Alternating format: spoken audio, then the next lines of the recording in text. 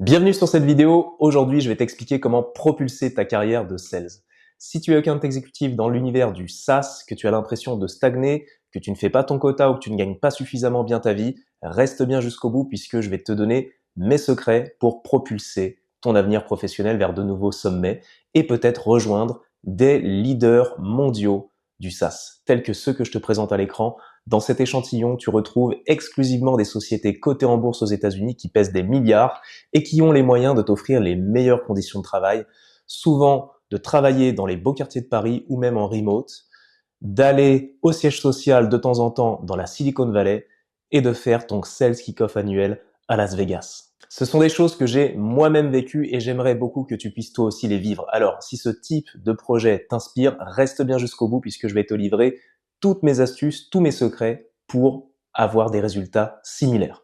Alors, si tu ne sais pas qui je suis Florian Nollet. J'ai été account exécutif pendant plus de 11 ans. J'ai travaillé exclusivement en France, mais pour des leaders du SaaS, et j'ai été capable de closer plus de 20 millions d'euros de ventes SaaS tout au long de ma carrière. Ma carrière, elle s'articule en deux grandes parties. La première partie, j'étais plutôt sur de la vente transactionnelle, SMB, mid-market. J'ai pu travailler pour Cegid, l'un des leaders du SaaS français, puis Click, spécialiste de la BI, et sur 5 ans et demi, j'ai gagné plus de 250 000 euros de revenus bruts. C'est à partir de la deuxième partie de ma carrière que j'ai vraiment compris comment il fallait faire pour gagner plus, avoir plus de responsabilités et tout simplement péter les compteurs dans ce marché de la vente SaaS. Et donc j'ai rejoint Box, leader mondial coté en bourse. J'ai été promu sur les comptes Enterprise. Ensuite, j'ai travaillé pour OneTrust, société pre-IPO où j'ai géré des comptes type CAC 40. Et enfin, j'ai travaillé pour Zscaler, une boîte qui pèse plusieurs dizaines de milliards de dollars en bourse aux États-Unis, spécialiste de la cybersécurité. Et sur cette période de 6 ans, j'ai gagné 4 fois plus que ce que j'avais gagné sur la première période de ma carrière. J'ai gagné plus d'1,1 million d'euros de salaire brut sur cette période. Et moi, je pense que toi aussi, tu peux y arriver. En effet, c'est la condition sine qua non pour réussir. Si tu es persuadé que tu as aussi tes chances d'y arriver, reste bien pour la suite de cette vidéo parce que j'attaque dès maintenant la méthode qui m'a fait propulser ma carrière, une méthode que j'appelle la méthode SELIT. La méthode SELIT, elle s'axe sur 6 piliers fondamentaux. Le premier pilier, c'est celui que j'appelle Surround. Autrement dit, entoure-toi des bonnes personnes. Et commence par rejoindre les meilleurs employeurs du marché, ceux qui ont la meilleure technologie, ceux qui te paieront le mieux, qui embaucheront les meilleurs talents, qui t'offriront les meilleures conditions de travail, les meilleures formations, etc. Bref, rejoindre ce type de société est un excellent moyen pour toi d'être également visible des recruteurs et d'aller encore plus loin dans ta carrière et de développer tes compétences. Autre élément fondamental, bien entendu, ça va être de t'inspirer des commerciaux qui réussissent, d'observer comment ils font et de répliquer leur méthode. Au sein de chaque entreprise, il y a généralement des commerciaux qui performent mieux que les autres. Eh bien, tu dois t'inspirer d'eux et tout simplement suivre le même chemin. Enfin, troisième élément dans cette partie Surround, tu dois bien sûr cultiver ton réseau professionnel. C'est hyper important le réseau, surtout sur cette niche du SaaS, puisque c'est un petit monde en France qui plus est. Et donc, tu dois t'assurer d'avoir des gens capables de t'aider tout au long de ta carrière. Donc, si tu ne connais pas suffisamment de gens dans ce milieu et que tu as envie de rejoindre une communauté, sache que j'ai créé la communauté SELIT. Là, à l'heure à laquelle je te parle, en septembre 2025, on est plus de 150 account exécutifs du SaaS en France. Ils travaillent pour des boîtes américaines, cotées en bourse, des startups françaises, des scale-up. On a vraiment de tout. Des boîtes possédées par des fonds d'investissement. Bref, ce sont des experts de la vente SaaS et ils te tendent les bras aujourd'hui grâce à cette communauté puisqu'on se réunit une fois par semaine pour partager des challenges, des réussites, mais aussi pour réseauter et puis éventuellement se faire référer chez certaines entreprises. Donc si tu veux en faire partie, clique sur le lien que je te mets dans le document. Il sera disponible dans la description de cette vidéo. Donc dépêche-toi, clique sur ce lien, remplis le formulaire. Si tu es account exécutif dans le SaaS, eh bien j'évaluerai ton profil et je pourrais potentiellement te donner un accès à tout ce réseau gratuitement. Alors, on continue maintenant sur l'étape 2 de la méthode SELIT, c'est l'étape Envision. Envision, c'est la capacité à être au clair sur ton projet professionnel. Trop de commerciaux ne savent pas ce qu'ils veulent, ils ne savent pas pourquoi ils font ce métier, ils ne savent pas où ils veulent aller, et c'est un vrai problème. Donc si tu veux atteindre de vrais sommets et propulser ta carrière, commence par savoir exactement ce que tu veux. Quel type de boîte, quelle taille d'entreprise, quel type de management tu apprécies, quel type de compte tu préfères, est-ce que tu es plutôt chasseur ou éleveur, quel niveau de salaire tu veux, quel type de produit tu as envie de vendre, bref. Creuse exactement sur ce que tu veux, visualise-le dans ta tête de la façon la plus précise possible pour pouvoir par la suite le matérialiser. Deuxièmement, une fois que tu sais ce que tu veux, eh bien, réfléchis à pourquoi tu le veux. Quelles sont tes motivations, tes drivers internes? Parce que c'est ce qui fera la différence quand tu seras en période compliquée, quand les vents seront contraires, eh bien, et que tu auras envie d'abandonner, tu te rappelleras pourquoi tu es sur ce chemin et ça t'aidera à braver les obstacles devant toi qui se présenteront tout au long de ta carrière.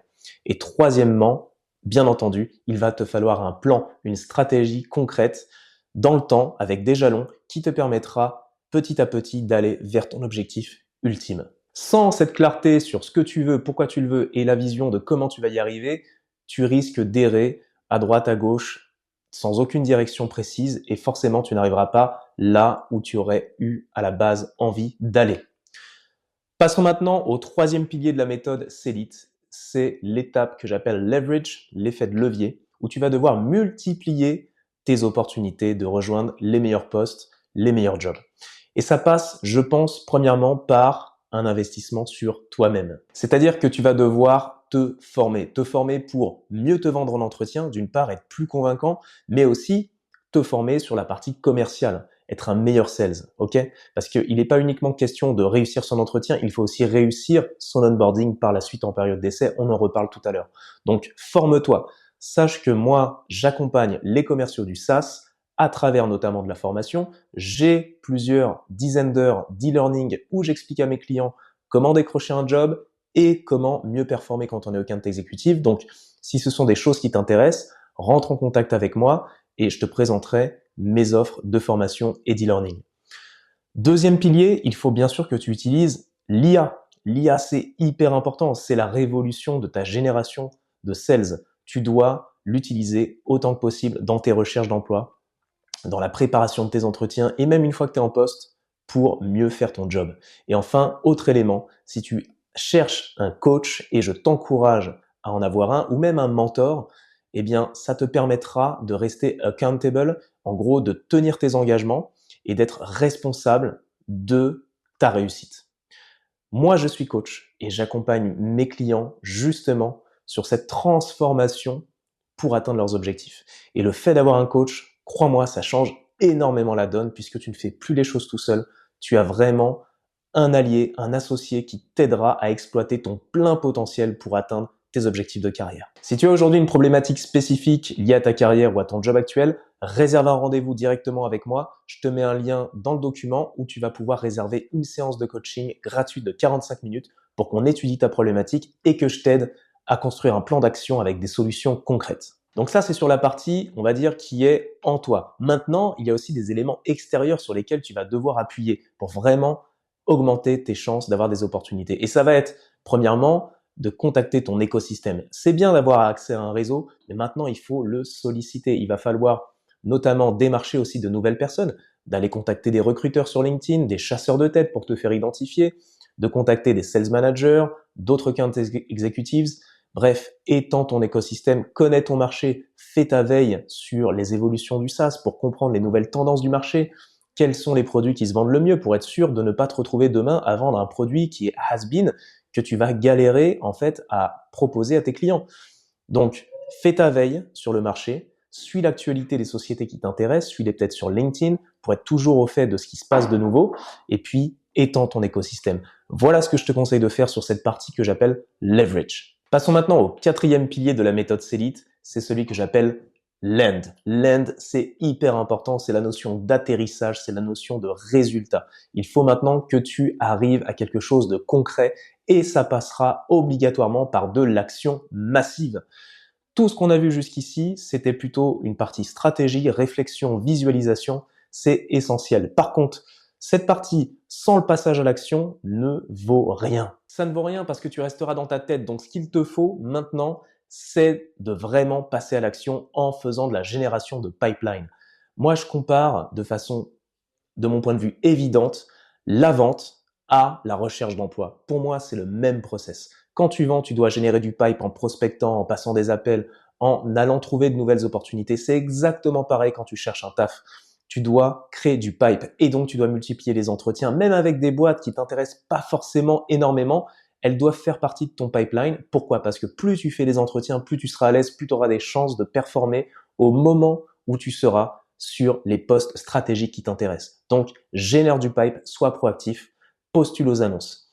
Deuxièmement, une fois que tu es en entretien, tu vas devoir bien entendu qualifier tes opportunités d'embauche. Je m'explique. Comme dans un process de vente, tu dois poser les bonnes questions pour comprendre les enjeux, les problématiques de ton futur employeur et y répondre de la meilleure façon. Mais aussi, tu dois poser des questions par rapport à tes critères. Vérifie si l'opportunité correspond à ce que tu veux. Sinon, tu te retrouveras peut-être sur un job qui va te décevoir et c'est pas ce que je veux pour toi. Une fois que tu as fait ça, tu vas devoir te différencier pour closer tes contrats de travail auprès de ces futurs employeurs. Et oui, parce que si tu te contentes de faire comme tout le monde, de répondre gentiment aux questions, d'être relativement lisse, tu n'iras pas loin dans ta carrière. Tu dois te différencier, avoir un point de vue original, une proposition de valeur qui fait que on a envie de t'embaucher et on se dit mais oui, tu es la bonne personne pour ce job et ça ne peut pas être quelqu'un d'autre. Donc, moi, je t'aide à réussir tes entretiens, je t'apprends comment trouver ta proposition de valeur. Encore une fois, si tu as une problématique, prends rendez-vous directement, coupe la vidéo, on en discute avec grand plaisir. Parce que c'est hyper important. Maintenant, reste ici si tu veux que je finisse de t'expliquer la méthode. On a besoin, dans cette étape land aussi, de closer. Closer, c'est-à-dire signer ton contrat de travail avec les meilleures conditions possibles, sans oublier de bien gérer l'offboarding, autrement dit, le fait de quitter ton employeur actuel, puisque ta réputation est hyper importante et c'est un petit monde, la tech, donc tu dois également partir proprement. Ok, voilà pour ce pilier. Maintenant, on passe au prochain, celui que j'appelle Impact.